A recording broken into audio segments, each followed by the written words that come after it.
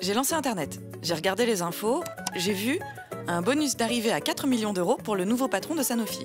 J'ai vu qu'il y avait des gens qui trouvaient ces bonus très bien. Ça n'a rien d'indécent. Et d'autres, un peu moins. De quoi choquer les salariés de cette usine Sanofi dans les Alpes de Haute-Provence. Ils entament leur 4e semaine de grève pour obtenir une augmentation de salaire de 120 € par mois. Une prime de bienvenue à 4 millions d'euros, ça fait réagir. Je me suis demandé quelle est la meilleure technique pour obtenir une augmentation. Je suis tombée sur « Les blondes sont mieux payées que les autres femmes ».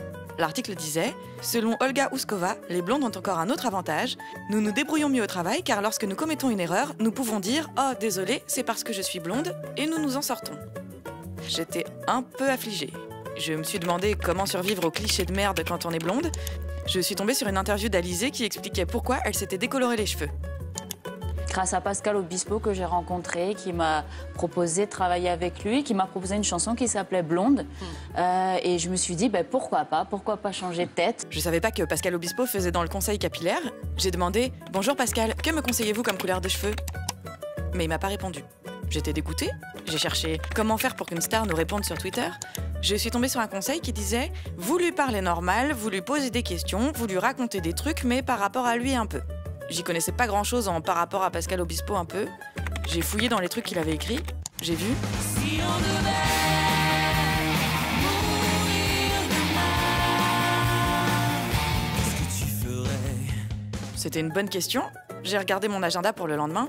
J'ai dit, déjà, j'annulerai mon rendez-vous chez le dentiste. Mais il m'a toujours pas répondu.